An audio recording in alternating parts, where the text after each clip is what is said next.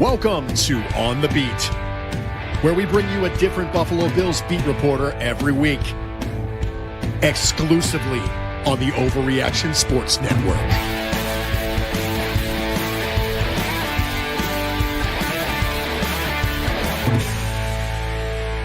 Well, what is going on, everybody? Welcome everybody into this episode of On the Beat, brought to you exclusively on the Overreaction Buffalo Sports Network, powered by Believe, a show where we bring you a different Buffalo Bills beat reporter or journalist every single week.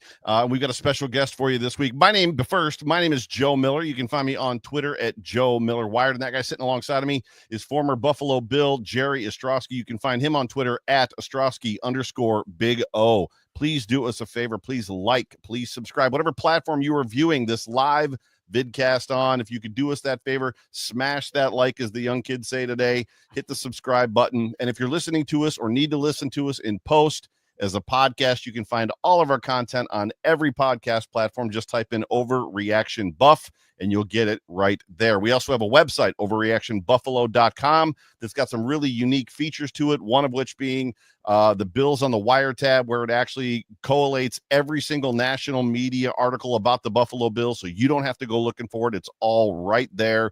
You can go out and get that and bookmark that as well. However, today, I'm excited to have a very special guest on the program with us, a man who literally, in my opinion, needs no introduction in Buffalo, as he was the morning voice for all of us in Buffalo for decades on end. Ladies and gentlemen, from WGR 55 and various other things going on around town today, Howard Simon. Howard, my man, how are you? I'm good, Joe, Jerry. It's nice to see Big Jerry O there. I would like to point out the irony that Jerry, as a former player, I'm sure there were days when he would see the door open to the locker room and the media would walk in and he might say something like, "Oh, those idiots again." And here he is broadcasting for a living. So way to go. Can I just say to that point that you are not the first or second person that has pretty much made that same comment about Jerry and John. Vic made it, and so did Mike Catalana. Boy, the roles have really reversed here, haven't they, John and Jerry? Funny, right now. So no, this is good, because if Jerry comes up with a stupid question in this podcast, I'm going to rip him to shreds. So I'm good with that, man. I deserve it. I'm good with that. That's okay. You're one of my favorites. You know that. I enjoyed covering his career. Jerry was always a guy who, man, every game he would just lay it on the line. Joe, you know this. He just give you everything he had, and he was a stand-up guy. I always respected guys. It's easy to talk after a win. It's no fun to talk after a loss, and Jerry was a stand-up guy. He was always there. Always appreciate it. I try to tell my two boys that are both in football. I said, you guys don't understand what stress and misery is. And they're like, what do you mean? I said, well, go out on the Sunday and get beat, and then open up the Buffalo News, and all five of the offensive linemen's pictures are on the front page of the sports section. That's not a good feeling. So, yeah. And the quarterback's being sacked in the picture, or you have to stand there at your locker and go, "Hey, Jerry, how come you took that holding penalty, wiped out the game-winning touchdown?" Now that never happened, but I'm just saying, right? You have to stand there and answer rounds of the same question after a loss, and that's I get it. I would never want to do that. So I have a lot of respect for Jerry. He always took our questions. I will say that I have learned a lot being connected to both of these gentlemen. As much as I've watched football my whole life, I don't remember not watching football, and I've been in a season ticket holder for the Bills since '97. There's aspects of things that happen during the game, and you automatically blame, right, the offensive line, like a sack. And one of those things that I learned was that the quarterback is allowed to drop to 10 yards. And if he drops to 11, anything that happens after that is his fault. And that was something that fans are never told. You don't read that on the internet or in the paper. Or if they move outside the outside shoulder of the tackle, as John likes to mention so many times. Once you get out there, that's on you, bub, not on me. Yep. So then you guys would have not wanted to play for Josh Allen, I assume, because you never know what he's going to do. Right. Well, we had the fun size version of Josh Allen and Doug Flutie. Remember that, right? And somebody asked me what was it like playing for blocking for Flutie. I said, well, you just listen to the crowd. When the crowd started cheering or went, you knew something, so you just made sure you locked on and started running. So you couldn't see behind you, so you just listened to the crowd reaction. That's right. Awesome. He's on the move. It's great having you with us, Howard. Thank you so much for the time. Super appreciative. Let's talk just about the Buffalo Bills and kind of like have a conversation about what's kind of going on and potentially the future. I did hear a rumor, at least I saw it on Twitter, that you may or may not have. You tagged Dell, I think, in it. That you predicted we'll talk about that. We'll get there in a minute because I think you and I are on the same page. Yeah. But when you look at this year, specifically 2024, and this team, and how good it's been of a season with such an extreme roster turnover. Jerry coined it early on, like in preseason, like kind of a soft rebuild. The cap limitations, moving on from Stephon Diggs and taking that huge hit that they took.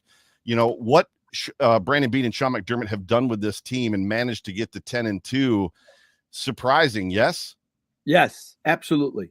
There's no way I would have never thought this team would be 10-2 and fighting for a 1 seed in December. Never. I thought they'd be good. Okay. We never really used like the rebuild, more like a reset, tweak or whatever. Reset has been the term that a lot of people use. Cause I mean, rebuild to me means you tore it down and God knows when it'll be good again. We knew this team was still going to be good. I thought for sure, A, they would make the playoffs. B, I was 99.9% certain they would still win the division, although I really thought it was going to go down to the final week. Nobody saw this coming. But I didn't go into the season feeling where I was the last 3 years saying, legit Super Bowl contender, no question about it. They're good enough to be there and win it. I didn't think that in August. Right. And I honestly haven't. This last game, well, two, the Kansas City game and the San Francisco game, to me, now this team, in my opinion, for a number of reasons I'm sure we're going to get into, they're now I feel now the way I did the last 3 years. This team is absolutely good enough to go into the playoffs, to go on a run, to get to a Super Bowl and win the game. They're playing that well right now. Well, let me ask you this, Howard. And you look at this team and you look at what they did, and they jettisoned off so many of the veteran leaders of this team, obviously the Mitch Morses and the Micah Hydes and those guys. What do you think it is about this group that Brandon Beane's put together? Obviously, a lot of new faces, but a lot of the same results. What do you think it is about this team that maybe makes them different from those couple teams, from a few years ago where you were certain they were going to play well? What's different about this team? I think so my issues going in terms of, I don't think they're as good as they were the last 3 years. Certainly not to do with the quarterback. But they overhauled the receiving room. I mean, the Bills, the last few years, if the Bills were going to win the Super Bowl, they were going to do it on the shoulders of Josh Allen and the passing game. That was the strength of not just the offense, the team. Now, all of a sudden, the room is completely changed except for Khalil Shakir. No Diggs, and I know Diggs is a polarizing figure. I liked him. I thought he was a terrific receiver. I never had a problem with him. No Diggs, no Davis. You overhaul that. Mitch Morse, starting center, critical guy on the offensive line, gone. Now let's talk about the defense. Goodbye, Trey White. Goodbye, Jordan Poyer. Goodbye, Micah Hyde. Hyde and Poyer, two of the best free agent pickups ever made by this franchise. They're from day one of McDermott. We're a big part of building what they built, right? They're gone. Floyd's gone. Who knows how healthy Von's going to be? Milano goes down in camp. Taron Johnson goes down in game 1. Bernard goes down in game 2. Yeah, they'll be 10-2. I don't want to relive this, Howard. What are you doing to me? I think this gets to Jerry's point. And to me, how do you get over that? Or how do you move on from veterans? By having a great roster. And that gets to Brandon Beane and the personnel in the front office. That gets to drafting. That gets developing. That gets to trading for Rasul Douglas, trading for Amari Cooper, smart free agent decisions. That's how you overcome a reset of the roster and letting really good veteran leaders go out the door. It's funny, Howard, you say that. I was very critical of the talent level in the roster the last couple of years. They lose, they don't make the play, or they don't make the Super Bowl. Sean McDermott takes so much heat, everything. Yeah. And I'm like, guys, it's not a coaching issue. They don't have the firepower. They don't have what they need to get to the Super Bowl. Even though people felt they did, I just felt they lacked in roster. And now all of a sudden, the roster you talked about it, the injuries and the guys coming in to think about it. The guy that took every dang snap at outside linebacker this year didn't play a snap, but a couple on special teams this past week. Right. I mean, this is a deep group, and props to Brandon Beane, because not only did he build it depth, he built it on a budget because they don't have the cap space. No, and I was skeptical. I'm not going to lie. I thought the overhaul in the receiver group was going to come back and bite him. I really did. Yes. And I thought this whole everybody eats mantra, I was not a fan of that, because I like having the best possible players catching the ball from Josh Allen. And that, in my opinion, the best guy catching the ball went to Houston. But it worked. And the nice thing about everybody eats is you lose one guy, you're not screwed, right? Cooper wasn't even here, and then he gets here and he's hurt. Coleman is just beginning to get into a nice stride as a rookie. He gets hurt. Kincaid out. So the nice thing about this offense is it's deep enough, and it doesn't rely on, outside of the quarterback, I mean, God forbid anything happened to James Cook. Hey, Ray Davis is having a nice season, and Ty Johnson's a good back. I mean, they're not James Cook, but the depth is there. Honestly, to me, though, the bigger story, fellas, is the defense. I really thought the first month and maybe two, you're going to be watching Bills games kind of like how I watch scary movies in the theater, like this, because, oh, my God, I thought they would really struggle while they grew as a unit. Man, they have really exceeded my expectations, and that goes, Jerry, to your second part of your question. Right. You asked about Brandon Beane. Now let's talk about Sean McDermott. And Sean McDermott, justifiably so, has taken criticism over the years for some of his coaching decisions. But I think he's evolved. I think he's evolved as a head coach in terms of game management. I think he's gotten much better in terms of when to go for it on fourth down and trusting his offense in key situations. And I think you have to give him credit for, no matter what losses they're dealt with, especially on the defensive side of the ball, Bobby Babich, all the defensive coaches, they put guys out there. There's no studs. There's no Bruce Smith out there. There's no Daryl Talley out there. But there are a bunch of guys that, as a group, they play really together. They play well. They get the concept. They know what they're doing. They trust each other. And at the end of the day, they make enough plays as a group to help this team win football games. And I think that goes to coaching, too. Oh, yeah, that's literally where I was going to go. When you look at all the stuff that you talked about as we kind of relived just all those moments, there were so many in Howardisms. There were so many I'm going to go cut the grass moments, right? When Steph Diggs gets traded, obviously when they announced that Mitch Morse is gone, like just things that were, no, that's not going to happen. It can't happen. And it did. And you talk to depth, and we talk about depth, but you just said it as well. There are no studs on this team, and there aren't studs necessarily. Leonard Floyd, as much as he was a guy that we picked up that's kind of a journeyman player, was good last year. He's gone. Right. But what we've talked about here, and I'd love to hear your opinion on this, because you've been around this team for so long and around so many different coaches and coaching staffs, it feels like there's a different level and layer of trust that McDermott has with Brady and Babich that we have felt that he's ever had with anybody, like Dable, any of those guys, even Leslie. It feels like he's letting them coach and he's being the executive. Yeah, I think that's a fair point. And I think part of that, sure. And look, I don't know that Sean McDermott and Brian Dable ever saw eye to eye. I think Dorsey was probably in over his head in hindsight. And I think you're right, but I also think that's also part of Sean McDermott evolving as a head coach and being able to put a guy in place as your play caller and trust him. Yeah, you get the final say. It still has to run through the head coach. It's your team, and it should be that way. But you got to trust the guys. You got to stand back and let them do their job, right? If you don't, you're going to affect every position if you're just doing too much. So I think, he's got good guys. He has that trust.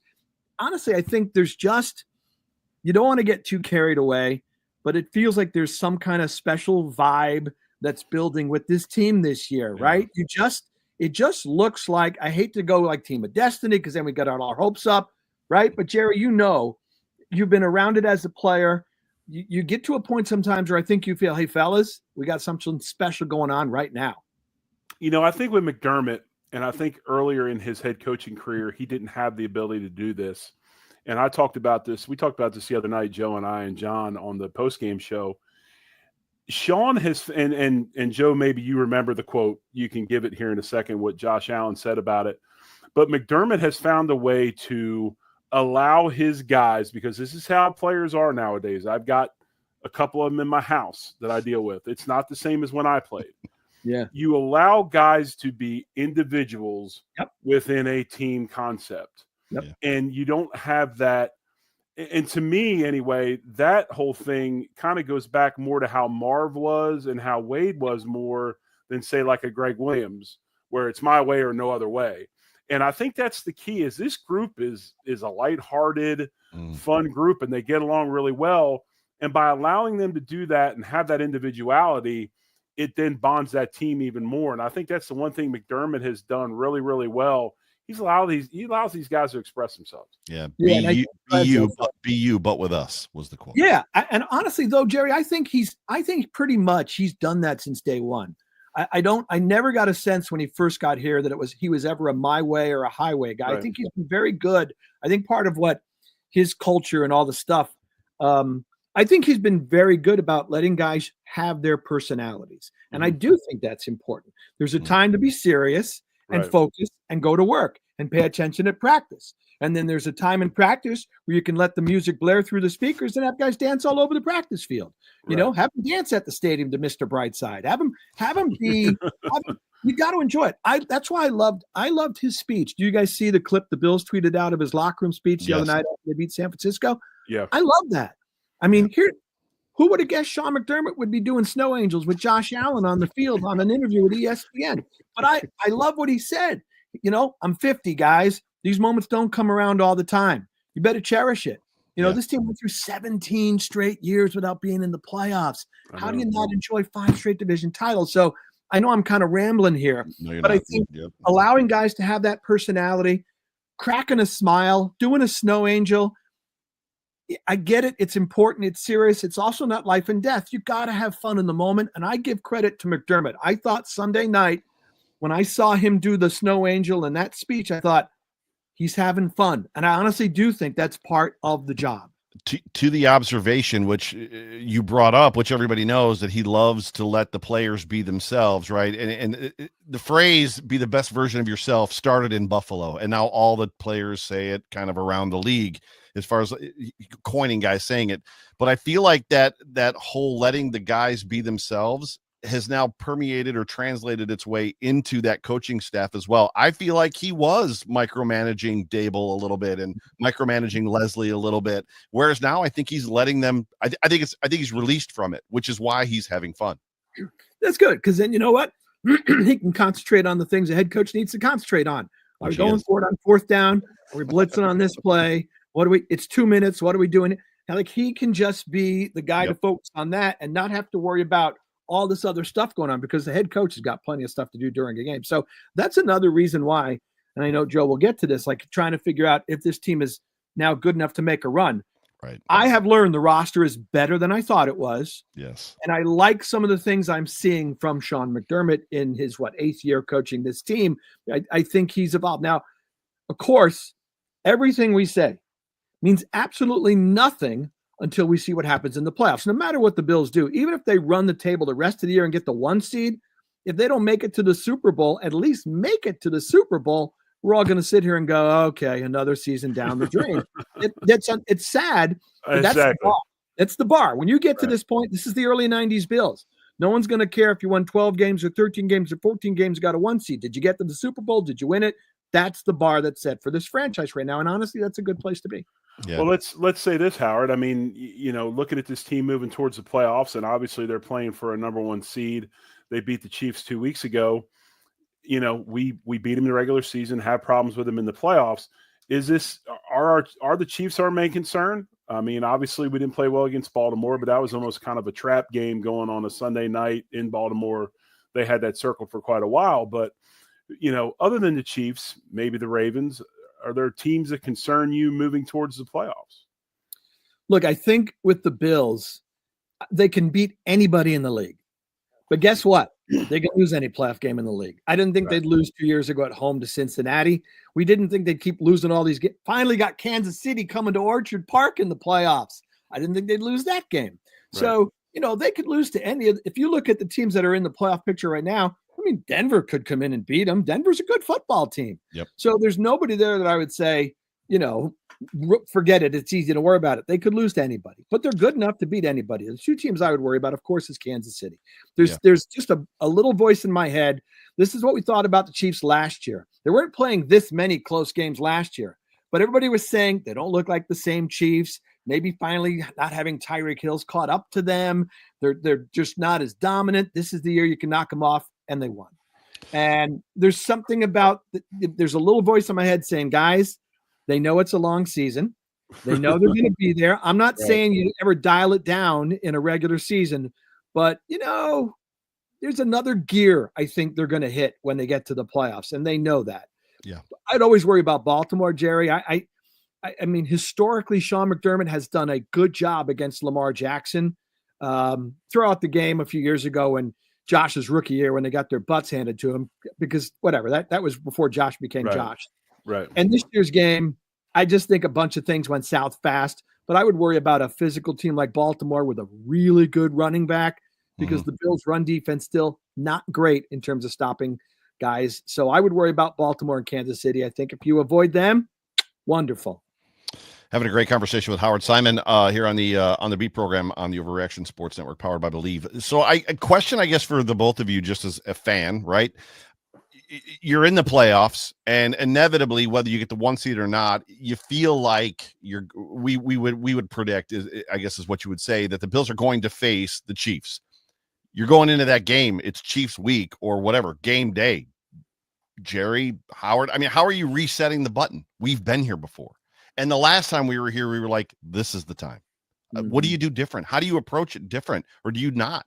I guess is the question. Go ahead. Go ahead, Howard. I was distracted a second.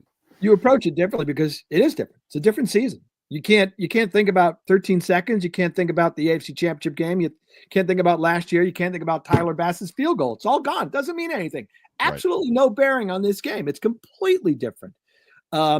So yeah, I would hope as a player, as a fan, yeah, I know. Oh my God, it's Kansas City. There is always, as a Buffalo sports fan, there's always going to be a fatalistic side to us until somebody actually wins a championship. Yep. So of course you'd be like preparing yourself because, oh my God, here we go again. It's Kansas City. We're going to be leading, and Mahomes will pull something out of his rear end on the final drive in the last 30 seconds, and we're going to lose, and they're going to break my heart. But you can't think like that way. It's a different season. It's a different team. You reset. You forget about the record against Kansas City. You also forget how you've beaten them 4 straight times in the regular. You throw all that out. It means nothing. So I have no problem resetting that, and I wouldn't even, if they play Baltimore, that game, that blowout was a long time ago. You throw that out the window as well, right? Jerry, it's a brand new game. You can't. Exactly. Playoffs are a new season. We always talked about 3 speeds: preseason speed, regular season, and playoff speed. It's a full new season. Everybody's 0-0, and you're trying to get to the Super Bowl. But it's like, I think that the biggest thing with the Bills anyway is if they do meet the Chiefs and they do get over that hurdle, I think then it's like that side of history is, I don't want to say dead, but it's definitely squashed. Yep. And if they ever do have the opportunity and get it done, watch out, because there's, like you talked about, there's always that little bit of doubt in your head. And once you can hurdle it, sky's the limit. But yeah, I mean, that's how, you're right earlier when you're talking about Denver, anybody, playoffs, they're all good teams, right? Anybody can win. So you've got to get the regular season out of your head and just realize it's a whole new one, and you're 0-0, and it's, you just have to take it another level. I think one of the things that's nice about this team, and I don't know how much it changes in the playoffs, but I think there are still enough people around the country that don't think the Bills are good enough to go to that would still pick Kansas City or Detroit or whoever. I think one of the reasons why they're 10-2, and people talked about this in the offseason. Hey, you know what? It's good to be flying under the radar finally, right? Everybody talked about the Bills the last couple of years for sure. But, they were a Super Bowl favorite, and that's a lot of pressure. And this team came in with expectation, like, oh my God, look out for the Jets. The Jets are going to win the division. They got Aaron Rodgers healthy now. They're going to roll. They're going to Miami with Tua as long as he stays healthy. And nobody was talking about the Bills, certainly not in the AFC discussion, right? Yeah. So, Josh said the other night, it was kind of cool when he talked about playing free now that they've clinched the division. Well, I would kind of think there had to be pressure on them last year in the playoffs because the deal was, finally, you're coming to our place in the playoffs. This is where we beat you. And it didn't work out. So I feel like the Bills are a somewhat more relaxed team this year because those expectations are different in 2024. Now, if they get the 1 seed and they roll through the rest of the season, that might change. But I think if they play Kansas City, I'd love to see what the odds makers say, because I kind of feel like they might still make the Chiefs a favorite, even if the game's played here. Yeah. The Bills were the Well, the Bills were the favorites last year in that playoff game, I think, right? By wasn't it like 2 or 3 points? That's a good question. I can't Probably remember. Probably it's a home field. Yeah, I've talked a lot on one of our shows, a solo show that I do, The Aftermath, just about the Bills. To your point, just being in a very relaxed kind of. They've clinched the East. They've done that part. Check, box checked, right? And it's not that they don't want to win or they shouldn't be winning or trying to win. And Josh talked about that too. We're still gunning for the 1 seed, but it feels like all the pressure in the last 5 games are on the Chiefs to retain that 1 seed. And I feel like at week 13, the Chiefs don't necessarily have an answer. As much as we all feel like the Chiefs are going to flip the switch and they're going to turn it on and they're going to become the Chiefs again, Travis Kelce looks slow. Like there's a lot of things going on with that team. The defense isn't as good as it was last year. And Spags is an amazing, obviously, defensive coordinator. I guess the question is do you see the Bills chasing them down? It's only 1 game and securing that 1 seed, finishing the season with the 1 seed, or do you feel like it doesn't really matter? Oh, I think it matters. I think it does matter. I'd much rather not leave Orchard Park in the playoffs. I'd much rather play you win 1 home game and you're in the AFC Championship. I would much rather do that than have to play wild card weekend. Get a week of rest and get 2 home games to be in the Super Bowl. To me, it does matter. So I definitely want them to clinch the 1 seed. I do think their odds are very good, guys. I really do. If you look at the 2 schedules, I would not look past this game Sunday. I would not be thinking, if you're a Bills fan, you think all we got to do is beat Detroit and we're running the table. I would think that's a mistake. They can absolutely lose to the Rams on Sunday. So I wouldn't look past this game. But if you look at the schedules, the Chiefs are playing the Chargers this weekend. That's a very difficult game. The Chiefs and they go to Cleveland. You never know. I mean, Jameis might throw 2 pick sixes, but maybe he throws 5 touchdown passes. And then they close with Pittsburgh and Denver on the road. Let's say the Bills would lose 1 game, all right? So they go 14-3. If you can go 14-3, I just need the Chiefs to lose 2 of the remaining games. That's right. Because the Bills get the tiebreaker. I think that's very doable. Yeah, and don't forget the Chiefs also have the Texans in there as well. They play Houston at home, I think. But at home. They have a tough on schedule. They have a much tougher schedule than the Bills do on paper, I should say. Yeah, especially when they've been flirting with disaster against some of the worst teams in the NFL. Right. They should have lost to Denver, although Denver's not bad. I don't know how they don't blow out the Raiders, and they even had trouble beating Carolina. Yeah, and let's be honest, the Browns have beaten 2 really good teams in the Steelers and the Ravens. So, yeah, anything could potentially happen. Were you going to say something, Jerry? Yeah, I was going to say one thing about Buffalo and their psyche, though. I think, obviously this team is built to play passing-type teams. I think they'll match up well with the Rams. They got Puka Nacua. Yep. We've got probably, arguably, one of the best tandems in the league at cornerback with Benford and Douglas. But I think for psyche purposes, not just the players but the coaching staff, they're gonna play a Detroit team that wants to bully ball you, and that's the one negative you've heard about the Bills all season long is they don't play physical teams well. Yep. If they can play Detroit well in Detroit and win that game, I think that really goes a long way for Buffalo as the season goes on. Yeah, no, I agree. I mean, that is obviously the biggest test that's left for this team this season is to see not just the fact of the physical nature of their play, but man, that offense. I mean, you never know what they're going to throw at you. Goff is having a terrific season. If you're worried about, as we said, the Bills' run defense has had some shaky moments. I mean, I was looking at the stats today. They're still near the bottom of the league in terms of yards per carry allowed in the rushing game, not rush yards per game, but yards per carry. Well, they have 2 really good running backs in Detroit. So, and then you've got, St. Brown. I'm not trying to ignore LA, but yeah, Jerry, if they were to run the table, including a win in Detroit, sky's the limit at that point. Right. I think people would be 100% expecting this team to win the Super Bowl. Yeah, that stat that you speak to as far as being near the bottom in yards per carry versus yards per game also speaks to the point differential that they're beating teams by, right? Teams at some point are having to give up on the run to throw the ball. Looking towards the Super Bowl and do you think the Detroit Lions game is a potential Super Bowl preview? Yeah, I do. I don't, if you look at the NFC, I think the AFC would be more prone to upsets. But I really think chalk is boring, but I really think Detroit is clearly the best team. Philly's playing better than I thought, quite honestly. You look at everybody after that. Jaden Daniels is a nice story, but I don't know that Washington's going to win a playoff game. Whoever the heck comes out of the NFC South, please And that leaves whoever the heck comes out of the NFC West again. Right. Not happening. Yeah. So although Minnesota and Green Bay, I guess I should not ignore the possibility if Detroit has to beat Minnesota or Green Bay to get out of the conference. That's a difficult game. Yes. Yeah, it's interesting. Sorry, Jerry. It's interesting because I feel like the Super Bowl that the NFL never knew that it needed is that Detroit Lions Buffalo Bills matchup. There's so many storylines going back to Ralph Wilson. Like, I just can't even imagine.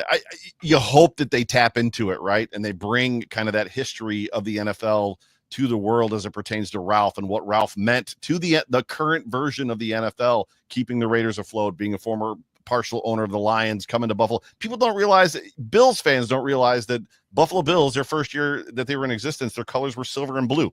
Like the connections there, it would be amazing. And I think the most scared I am is the Bills going back to the Super Bowl. Somebody asked that question on Twitter a couple days ago.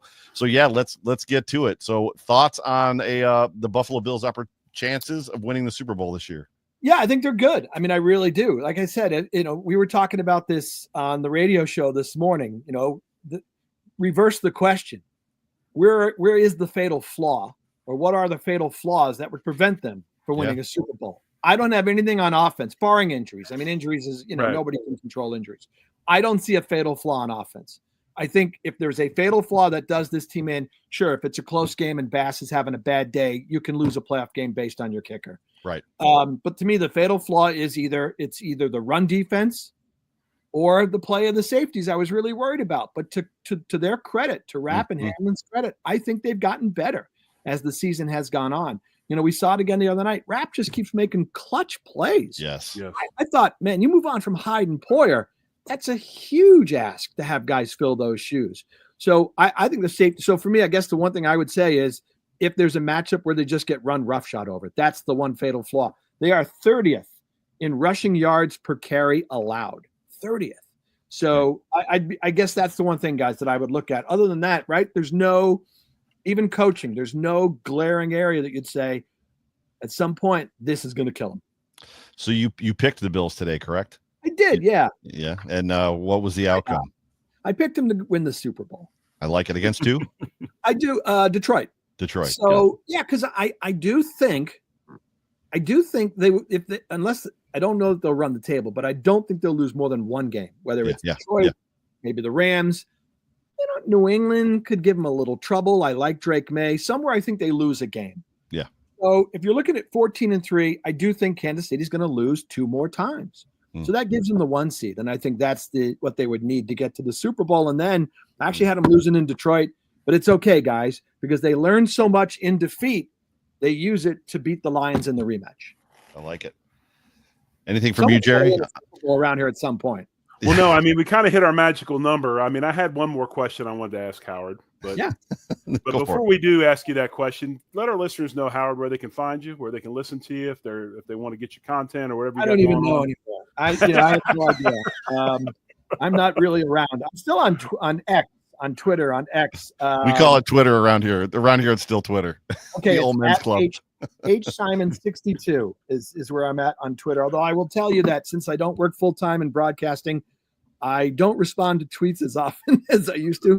I don't know if you guys have picked up on this. Sometimes Twitter can be a nasty place in terms of notifications and responses you get from people. Yep. And I always felt obligated you had to look on them every day and respond to as much as you could when you worked.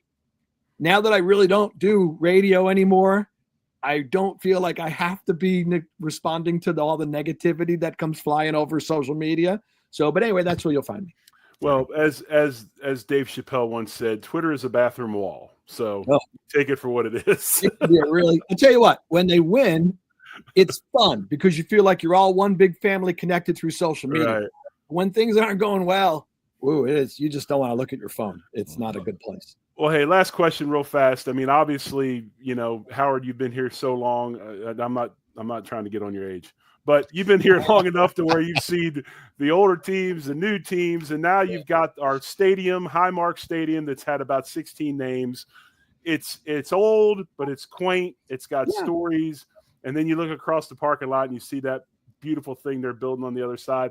just your thoughts about maybe bummed out a little bit. They're going to be tearing down Highmark, moving across the street. Just kind of your thoughts on the stadium and how that whole thing goes with Bills Mafia and the history of the team. Yeah, that's a really good question, because there are times, right, when it comes to moving out of a stadium, it depends. Like I grew up a Mets fan, so I grew up going to Shea Stadium, which eventually was torn down and they built Citi Field. And I'll be honest with you, as much as my youth was spent at Shea Stadium, it was a dump. I mean, I was so glad. And then the first time I walked around Citi Field, I thought, oh my God, I've gone to baseball heaven. This is a beautiful place. I do not miss Shea Stadium at all. So sometimes, like when they tore down the Odd, I love the Odd. I love watching games at the Odd. It's a great place to watch a game. Right. The new arena, but I'm excited. I'm really pumped about that new stadium. I'm telling you, I went down there. I forget what I was down there for. Oh, I had to host the Sabres pregame show about a month ago. They do their shows out of the field house. They got a broadcast studio there. So I'm driving down Abbott Road, and I had not been there since April, like the night of the draft. And I came down Abbott Road, and I looked to my right before I got to One Bills Drive, and I thought, oh my God, there's a stadium there. Like it's a real looking stadium, right? With all the progress they've made, not just a hole in the ground. I got pretty excited. I've been known to check out the live picture on YouTube every now and then just to see what's going on. I'm fired up. I think it's going to be a beautiful place. I think the fans deserve it. I think it's still going to be super loud. I can't wait for that place to open. I love the Ralph. I know I call it the Ralph. Sorry. I love the stadium. I really do. I don't think it's a dump. I think it's a great place to watch a game. I love everything about it. But man, when you get into the new place, just from what they're talking about and describing it and the images and the architectural renderings, I think that's going to be fantastic. Yeah, agreed. Howard, thank you so much for joining us and giving us some of your time today. Super, super appreciative. This has been a lot of fun. Great conversation. Hey, anytime. I love Jerry O. So, Joe, when you reached out, I was worried that Jerry might, yell at me some stupid question I asked him all those years ago. No. Or from something critical. Now if Brinson came on with you, I might light him up, but not you. He's on Twitter. Why don't you let him know? He is on Twitter somewhere. So why don't you find him and put him on? Now, Jerry O's awesome, man. I'm not just saying it because they're on the show. There's something about offensive linemen, Joe. Those guys are, first off, they're the smartest guys on the team. They know the game better than anybody else. And they're just usually down-to-earth guys, right? Yep. No offense. There are certain positions where you're going to have prima donnas that have a little bit of an ego, but you'll never find that in offensive lineman. One of my all-time favorite Bills, till the day I die, will always have been Kent Hull. And I think Jerry had a lot of Kent Hull in him in terms of how he handled the media and how he went about himself and just the person he was. I just think, I would do the show for Jerry anytime because I have a great deal of respect for him. That's Thanks, awesome. Howard. That means a lot to me. I appreciate that. Yeah, appreciate. I don't know how to wrap it up after that. That was good. I always get an I'm sorry. I know we're going long. You're good. You're good. Fans, and this is really hard. Like it's like asking you who your favorite child is. Like who's your favorite athlete? Like who's the guy you just really love to cover? And it's a hard. I mean, I covered Jim Kelly and Thurman and Bruce and Andre and Pat LaFontaine and Alexander McGillney and all these guys. Hasek, Miller, Kent Hull. I mean, the day we heard he passed away and the show we had to do the next day, I was crying on the air. I mean, I love that guy. I just think he's one of the best players, one of the greatest human beings. And from a media standpoint, like I said, you could have lost the Super Bowl in the most heartbreaking fashion, and Kent would stand there and talk to you. I love him. I was so sad when he passed. And I don't know if you remember, but you guys had me on the radio that day. Did you? You called it. We had so many players on. I didn't. So thank you. That was tough. But you know what? Honestly, hearing you guys talk about him helped me get through the day. Yeah. Because that was hard. Yep. So we like to rotate those of you that are connected to the Buffalo Bills. So we'd love to have you on again, and maybe we can do it just because it's December already, like shortly after the season ends, get you on and maybe talk through some of that nostalgia and stuff like that, because that would be a lot of fun if you're open. Oh, I'd love to. Yeah.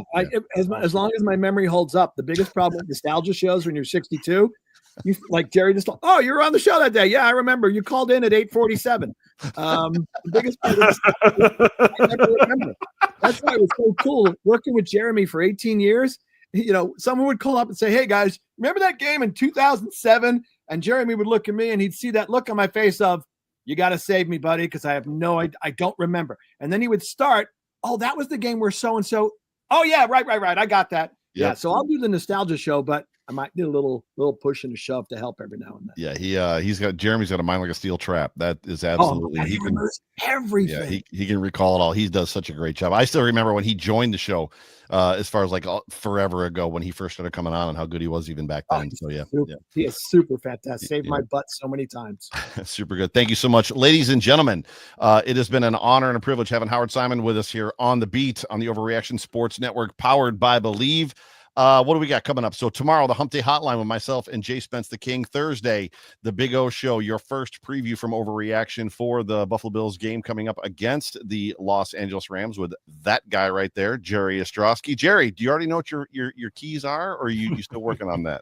I'm still working on that a little bit. Still working on that. Excellent. But it is so good to have all of you joining us. We appreciate all of you, the viewers and all the listeners. Thank you guys so much for me, for John, for Jerry, for Howard. We appreciate you guys. We love you. Go Bills. Go Bills. Go Bills. Go Bills.